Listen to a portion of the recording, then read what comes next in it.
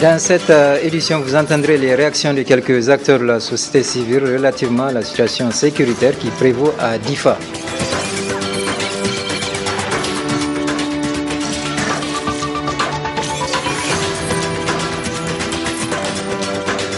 Ensuite, dans ce journal, vous aurez la réaction du président de la Maison de la Presse suite à l'interpellation de 3 journalistes à la police judiciaire.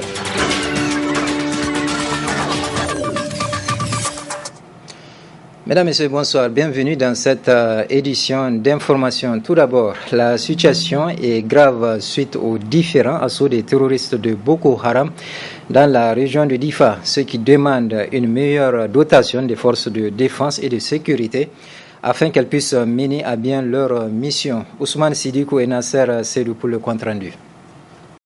Halte aux polémiques inutiles et toute autre statistique macabre. Au-delà de la rhétorique, des voix de plus en plus s'élèvent et se prononcent sur la situation confuse à l'est de la région de Difa. Une situation née de la barbarie perpétrée par Boko Haram.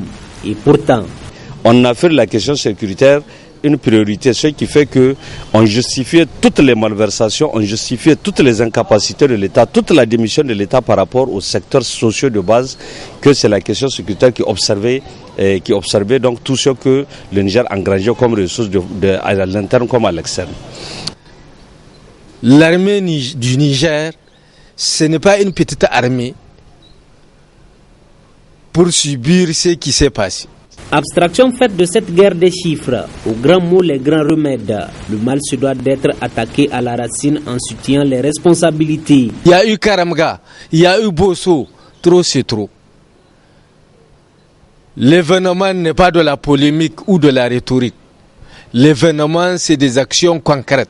Et ces actions concrètes-là, c'est effectivement de mettre en place le dispositif pour que Bosso ne se répète pas. Il faut une excuse nationale vis-à-vis de l'armée.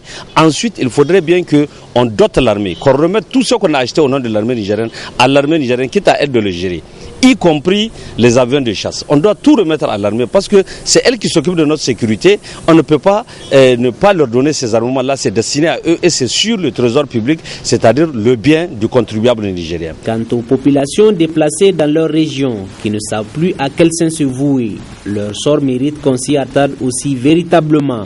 Voyez-vous, pendant le mois béni du jeûne, dans un pays dit musulman à 98%, dit musulman, qu'on assiste à des populations aujourd'hui qui traînent leurs enfants, qui traînent leurs balichons et qui ne savent pas là où mettre la tête. Et que des autorités au niveau régional et local se mettent dans des contradictions inutiles que de s'occuper du sort de cette population-là. Il faut créer les conditions pour qu'au moins on amortisse. Parce que des gens qui ont connu une cruauté, des gens qui ont connu la barbarie, ça prendra du temps, mais il faut au moins du point de vue humanitaire leur venir en aide. Paix aux âmes des disparus tombés sur le champ d'honneur et compassion aux familles de toutes les victimes. Cependant, les dispositions tout comme les moyens se doivent d'être mis à la disposition de nos vaillantes forces de défense et de sécurité pour stopper net ces incursions de cette nébuleuse Boko Haram. La situation est de plus en plus inquiétante dans la région de Difa suite aux récentes attaques du groupe terroriste Boko Haram, ce qui cause le déplacement des populations qui ont besoin d'assistance. État de fait qui a provoqué ce commentaire de Hassan Saleh Mustafa. La situation sécuritaire dans la région de Difa va de mal en pis. Les choses sont allées plus vite ces derniers jours. Au moins 5 attaques dans l'intervalle de 2 semaines entre Yebi et Bosso. Des attaques de grandes ampleurs qui ont poussé les populations de ces localités de quitter leur zone d'habitation. Environ 43 158 personnes sont concernées. 3 787 habitants de Gagam, 13 968 de Yebi et 23 140 habitants de Bosso selon les données de la direction régionale de l'état civil de Difa publiées par OCHA. Ces chiffres pourraient toutefois évoluer au vu des mouvements des populations de Bosso et Yebi ces dernières heures. Mais pour le moment, aucun chiffre officiel n'est disponible. Ainsi, toutes ces populations sont dans des besoins les plus urgents, alerte OCHA. Elles ont besoin de la nourriture, des abris, des articles non alimentaires, la protection, les soins de santé ainsi que l'eau et l'assainissement. Aux dernières informations, les habitants du groupement Peul de Toumour ont aussi déserté le village hier lundi pour crainte d'attaque. Et entre hier lundi et ce mardi, plusieurs habitants de la ville de Difa ont également préféré plier bagages pour d'autres destinations. C'est dire que la situation humanitaire et sécuritaire actuelle dans la région de Difa est critique, mais ce qu'il faut préciser, les autorités nigériennes et les organismes humanitaires s'activent pour assister ces personnes en situation difficile touchées par les attaques de Boko Haram, précise Ocha.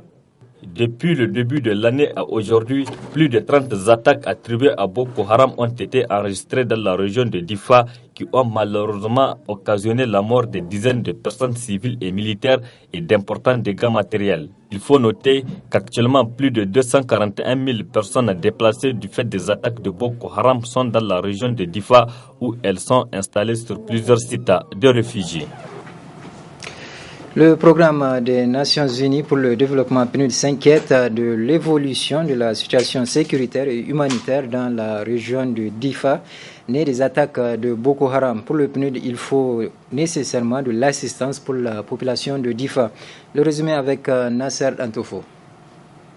La communauté humanitaire au Niger est très préoccupée par l'aggravation des besoins humanitaires de la région de Difa, consécutive aux nombreuses attaques enregistrées dans cette région, notamment dans le département de Bosso. Depuis le début de l'année, plus de 30 attaques attribuées à Boko Haram ont été rapportées. La moitié d'entre elles ont eu lieu dans le dit département. Des dizaines de milliers de personnes pourraient être concernées par les déplacements provoqués par les dernières attaques du 31 mai et du 3 juin 2016 qui ont touché les localités de Yebi, Bosso et Toumour. Actuellement, aucun chiffre officiel n'est disponible sur le nombre total de personnes déplacées à ce jour.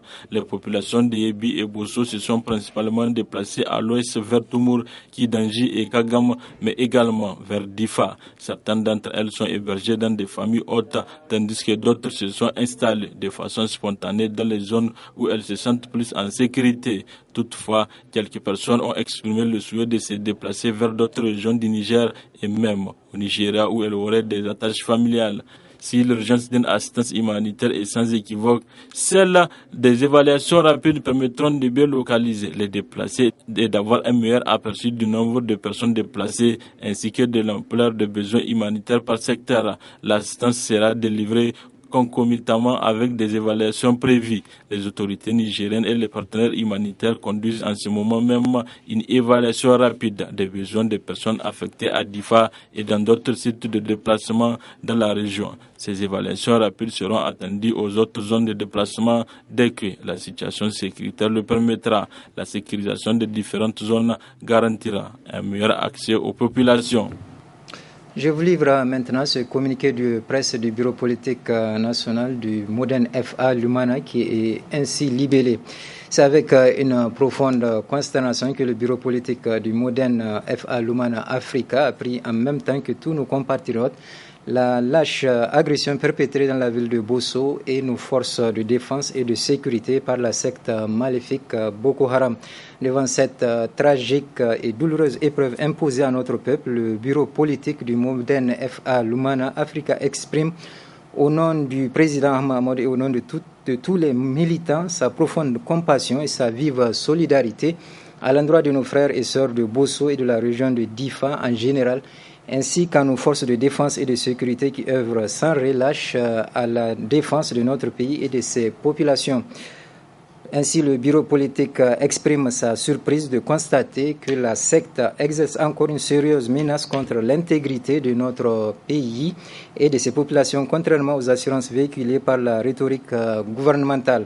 Le bureau politique national exige du gouvernement de revoir instamment ses stratégies et dispositifs de riposte à la hauteur de la menace. Il lui enjoint de tout mettre en œuvre pour déployer les moyens nécessaires à la mission de nos vaillants soldats. Le bureau politique fustige le comportement de Issoufou Mahamadou dans son choix délibéré et injustifiable de poursuivre sa participation à une réunion sous-régionale alors que des dizaines de compatriotes succombent sous les balles de la maléfique secte.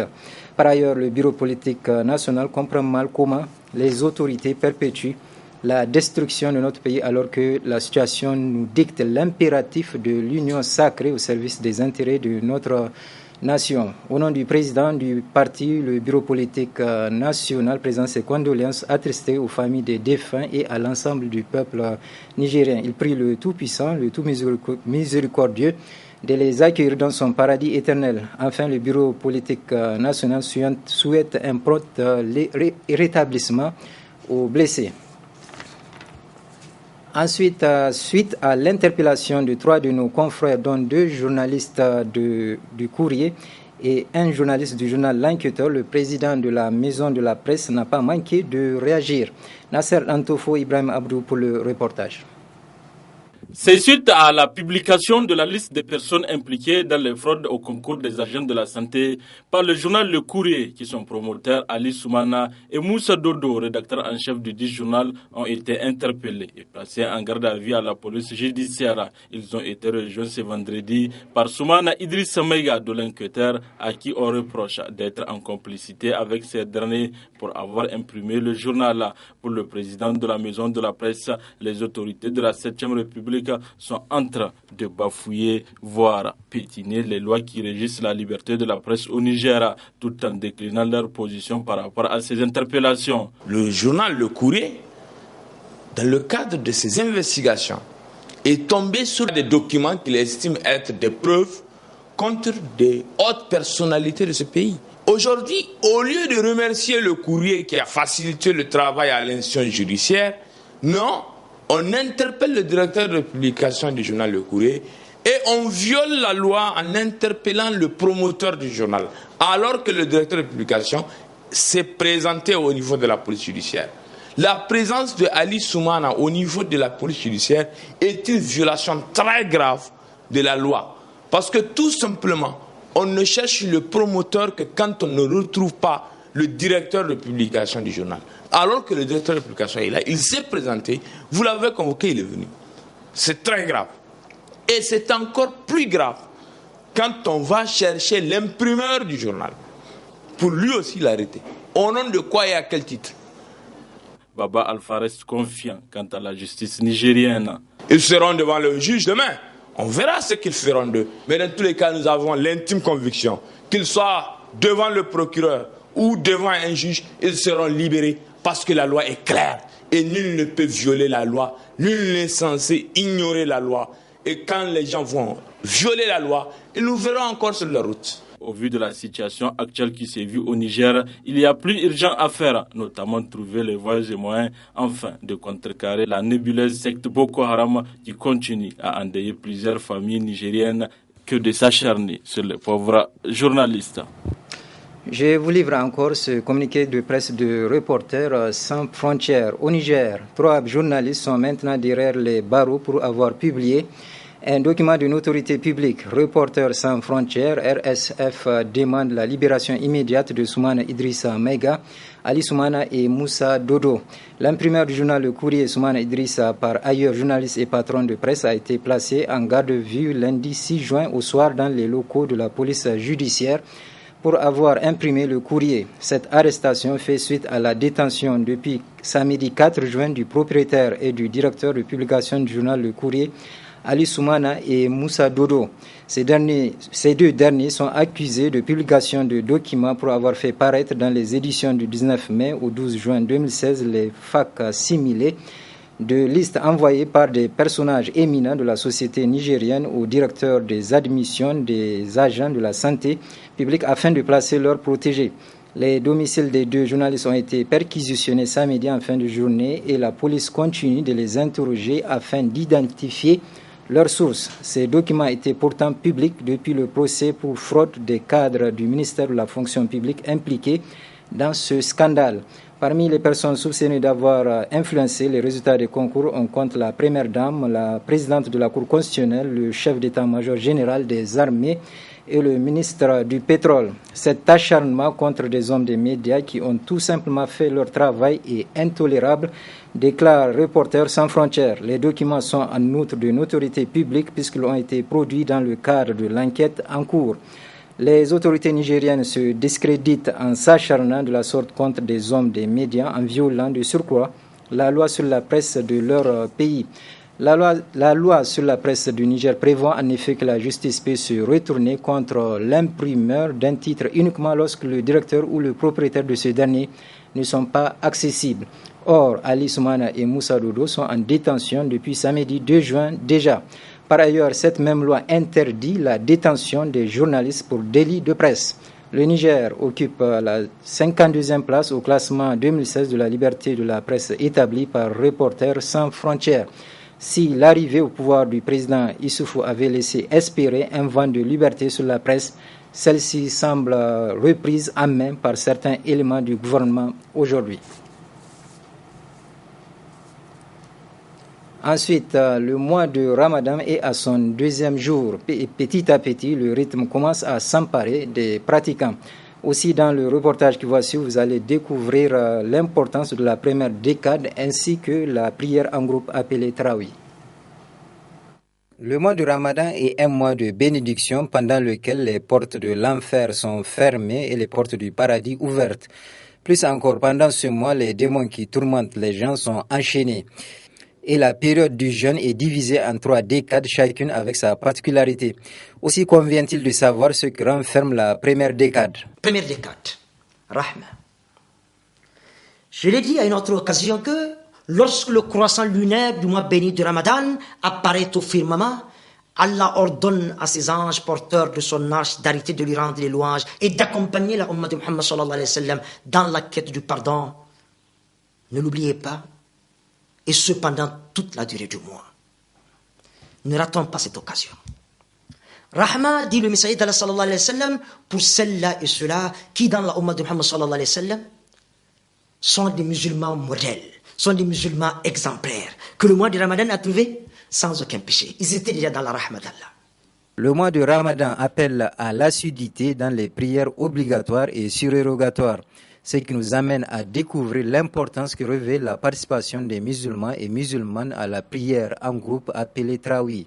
Quand on observe les prières de Traoui, et retenez au passage qu'Allah fasse miséricorde, que ce sont les meilleures prières nocturnes de l'année.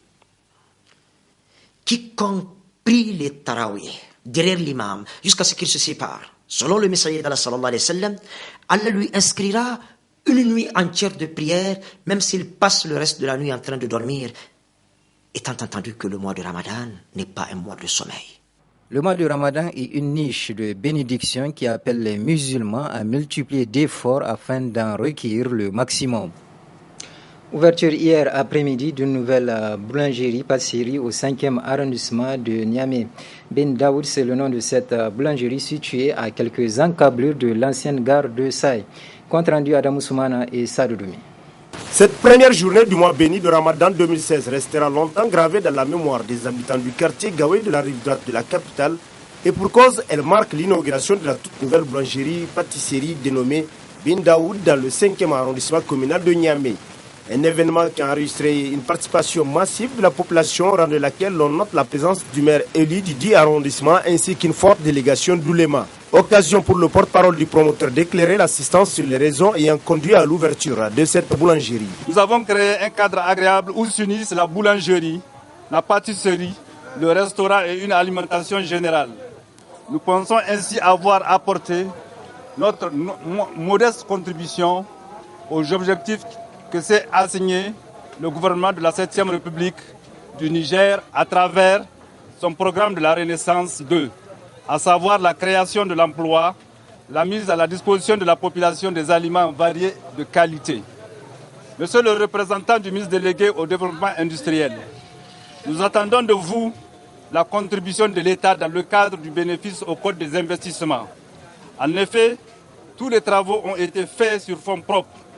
Nous aurons besoin d'un moment de répit. Peu après la rupture du jeûne, l'assistance a eu droit à une visite guidée de cette unité industrielle dont le représentant du ministre de tutelle n'a pas manqué de louer l'initiative. Aujourd'hui, c'est une grande joie de voir l'ouverture d'une nouvelle boulangerie pour venir agrandir le nombre d'unités industrielles agroalimentaires. C'est une très bonne initiative où j'encourage vraiment les promoteurs, les initiateurs ici parce qu'ils arrivent à résoudre deux problèmes fondamentaux. Le premier problème, c'est la lutte contre le chômage. Quelqu'un investit, il crée aussi l'emploi. Il y a quelqu'un qui crée l'emploi, lutte contre le chômage. Et de l'autre côté, c'est une industrie. L'industrie, c'est la création de la richesse. Et je pense que l'État ne peut qu'encourager ce genre d'initiative et lui, à son retour, l'État va voir comment appuyer à travers le code des investissements pour que les Nigériens, chacun puisse vraiment investir au Niger pour quand même utiliser la matière première qui a besoin d'être transformée. Ainsi, le quartier Gawé dispose désormais d'une boulangerie, pâtisserie, fast-food et glacerie dignes du nom où même les matières de base servant à la fabrication des produits sont quasiment locales. Alors, population de Niamey, ne vous faites pas raconter la qualité des produits de la boulangerie Bin Daoud. Faites-y un tour, surtout pour votre rupture de jeûne. Le FISEN et le CEPRAS, relativement à leurs exigences vis-à-vis du gouvernement, menacent de bloquer les examens de fin d'année. Plus de précisions avec Harriet Salah. Les examens de fin d'année scolaire risqueraient d'être perturbés. La convergence pour une action unitaire du syndicat de l'éducation cause regroupant le CEPRAS et la FUSEN vient d'appeler les enseignants à bloquer les examens scolaires.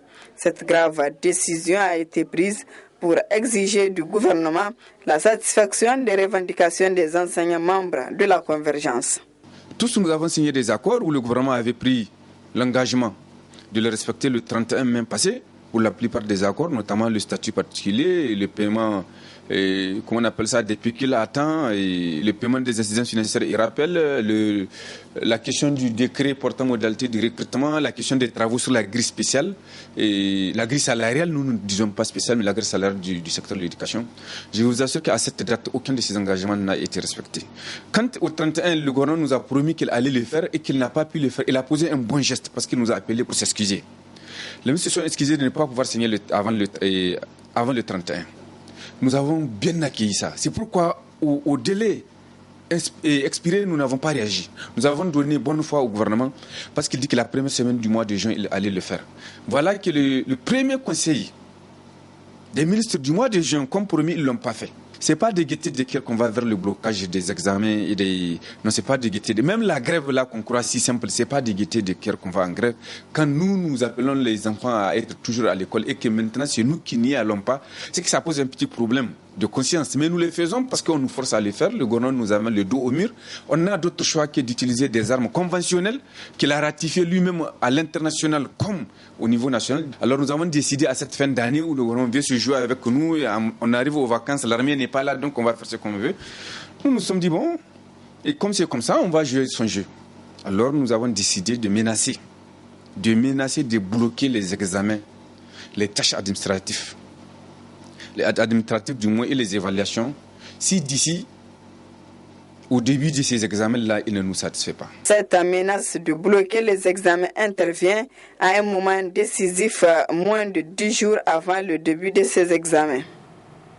Asusu SA a organisé dans la soirée du vendredi dernier la nuit de l'excellence édition 2016 au Palais des Congrès de Niamey. Une troisième édition placée sous le thème problématique de la satisfaction de la clientèle dans la quête de l'excellence qui a eu pour parrain le ministre de la Renaissance culturelle. Le résumé de cette cérémonie avec Adam Ousmana et Nasser Sedou. Honorer le travail afin de mieux motiver son personnel, tel est l'objectif assigné à cette troisième nuit de l'excellence de Asusu SA, placée sous le thème problématique de la satisfaction de la clientèle dans la quête de l'excellence. Aussi, pour magnifier cette nuit qui se veut un cadre d'échange et d'allégresse entre personnel de Asusu SA, on note la présence de plusieurs membres du gouvernement, les actionnaires et administrateurs de Asusu SA, ainsi que des directeurs généraux et chefs d'entreprise de la place. Occasion pour les responsables de Asusu SA de saluer le don de soi de l'ensemble du personnel, tout en soulignant l'importance de cette soirée. Si nous sommes ensemble aujourd'hui, c'est parce que nous partageons la même confiance et les mêmes valeurs qui nous éclairent et nous animent. Celle de vouloir apprendre et vouloir continuellement apprendre, de nous améliorer continuellement jusqu'à l'excellence. Notre succès dépend dans une large part de nos ressources humaines. Je sais donc et reconnais mieux que quiconque L'expansion et le succès de notre entreprise dépendent de la force et de la capacité des membres comme vous.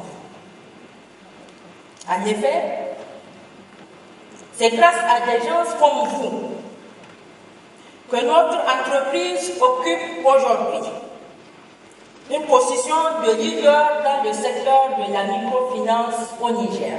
C'est également grâce à vous que nous constituons aujourd'hui le plus vaste réseau financier au Niger. Vos réalisations suscitent non seulement notre admiration à tous en tant que membres de la même entreprise, mais aussi l'admiration de toutes les personnes bénéficiant de vos services. Le parrain de la présente cérémonie, prenant la parole à son tour, n'a pas manqué de rappeler les qualités reconnues en l'homme nigérien d'antan et demander à tous les concitoyens de se réapproprier ses vertus. Le ministre Assoumana Malam Issa a également loué la culture de l'excellence à Asusu SA. Quelle que soit la qualité et l'importance de ce que nous avons pu accomplir jusque-là, il reste évident que ce que nous avons à faire est encore plus prenant, plus exaltant et certainement encore davantage important. Aux récipiendaires, vous êtes la fierté de notre pays et de vos familles respectives. Car si vous êtes présents ici aujourd'hui, c'est assurément parce que dans votre quête de perfection et d'efficience, vous avez fait montre d'un extraordinaire dévouement à la cause de Asusu SA, d'une efficacité remarquable et de qualité professionnelle exceptionnelle dans l'exercice de vos fonctions. À ce titre, vous méritez d'être cité en exemple. Puis vint le moment tant attendu de la proclamation des nominés à l'excellence au nombre de 18 pour cette édition de 2016 et une dizaine d'autres agents ayant réussi des témoignages de satisfaction. Notons qu'auparavant, le personnel de Asusu SA, à l'unanimité, a décidé d'élever leur directrice générale au titre de l'excellente des excellents pour la 3e nuit de l'excellence. Une photo des familles des nominés de l'excellence avec le ministre parrain de l'événement et une autre du second groupe des distingués avec le président du conseil d'administration de Asusu SA sont venus immortaliser ce grand rendez-vous de l'excellence à Asusu SA. Ce journal est à présent terminé. Merci de l'avoir suivi et je vous souhaite de passer une excellente soirée.